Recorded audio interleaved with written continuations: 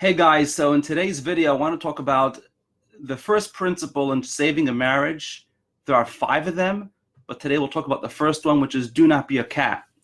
And I know it might sound funny, but I've taught this for 11 years to students, and some of you are on this group right now. And this really is the basics of saving a marriage. It means do not be a cat. I'm going to explain exactly what it means, don't be a cat. But let me first start by saying, and by the way, I'll check the chat at the end if you have any questions, but I just don't want to interrupt the flow. So I'm going to finish this point, and then if there's any questions, please feel free to post it. The first principle, like I said, is do not be a cat. What does that mean? So it starts with a story, which happened in the 12th century. They say it's a true story. Whether it's true or not, I don't care, but the point is pretty clear. There was a big philosopher, a rabbi called Maimonides. You might have heard of a hospital named after him. He was a big doctor as well. And he was like the personal doctor to the Sultan, the Caliph of Egypt, which would be the equivalent today of the superpower in the 12th, 13th century. And long story short, there was an argument between the spiritual men and people who are not very spiritual, if a man is like an animal, or a man is just if a man has a higher spirit, or a man is just a smart version of an animal. And one of the people who was challenging this spiritual giant, this rabbi, Maimonides, said, a man is just like an animal.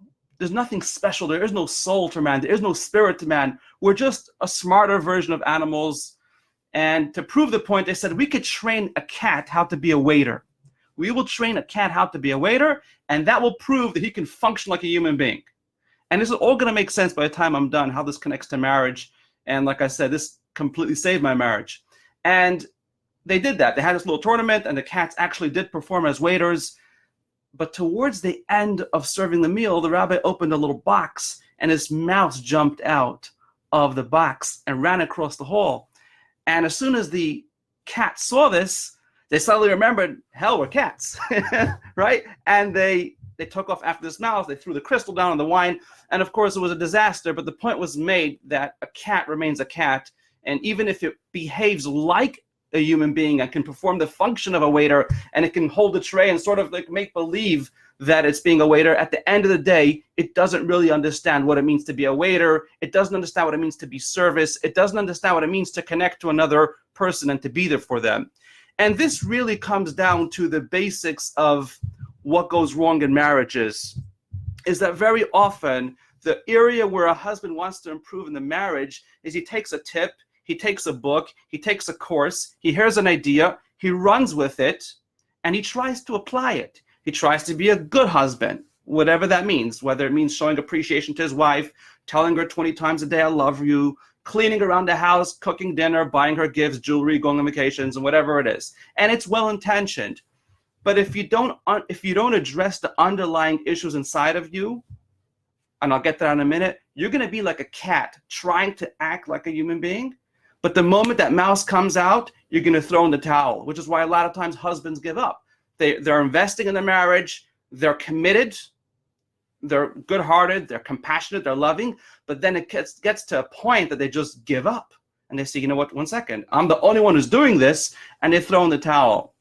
And the reason why that happens is because, number one, they're not dealing with your underlying emotions. And I've went through this myself, so whatever I'm telling you now is based on my own personal experience and victory, which means if you're experiencing anger or fear or guilt and you don't address that, what's going to happen is you might fake that it doesn't exist. You might make believe, no, I'm not afraid, or I'm not angry, right? I don't get affected, whatever macho attitude you're using, you might say that. But ultimately what's going to happen is as you progress, and you put another day in, another day, and another week, eventually that mouse jumps out, that part of you that teases the cat. And the cat in you, I hope I'm not confusing you, and if I am, please ask any questions. The cat in you is the part that's insincere. If you're doing something, you're investing in the marriage, but you're not sincere about it because deep down you're frustrated, deep down you're angry, deep down you're resentful that your wife is not committed, or you're feeling that she's making you feel guilty, and you're not addressing that issue is going to pop out at you sooner or later, because there's only a limit how long you can fake something. Just like the cat is not really a waiter. He can make believe he's a waiter. He can make believe he's serving people. But ultimately, it comes a point where the cat says, "Hey, there's a mouse," and it acts like a cat, and not like a human. And the same thing with many husbands. It gets to the point where they say, "You know what? I give up."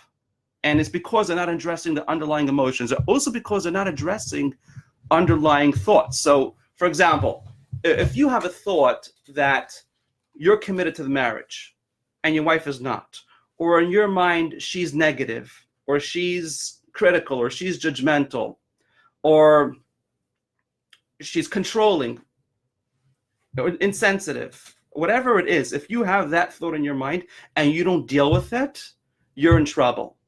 Because you can make believe it doesn't exist, you can fake it, you can try to be macho, like I said, but that eventually is going to be exactly like the cat with the mouse. Eventually it's going to bust because it's not real, it's not sincere.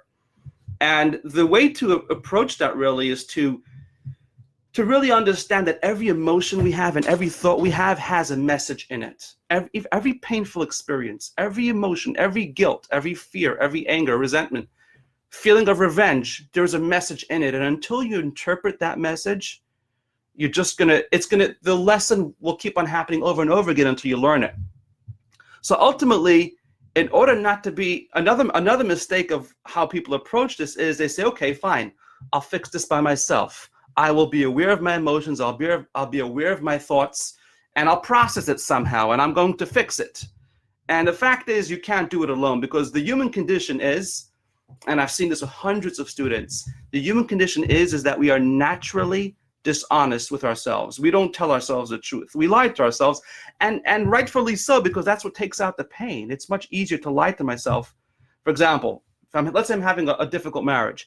It's much easier for me to tell myself it's my wife's fault than to take a deep and long look at myself, because that's not pleasant. It's much easier to say, I'm committed, right?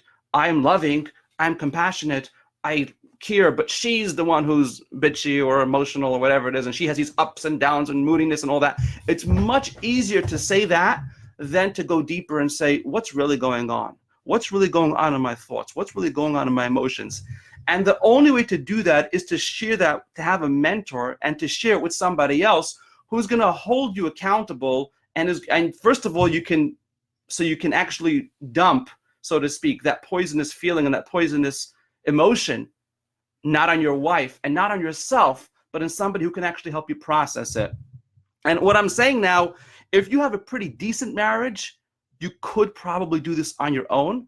But if you are in a miserable marriage and you're frustrated, it's impossible to process your thoughts and emotions on your own. And the first step is to admit that they exist and not to make believe that they don't exist. That's the first step. That's the very first step. There are really 5 steps.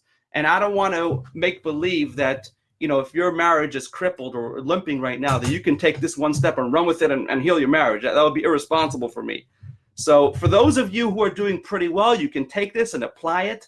And when you think of this concept of don't be a cat, you can go very far with it, because you can always ask yourself this question: am I being sincere?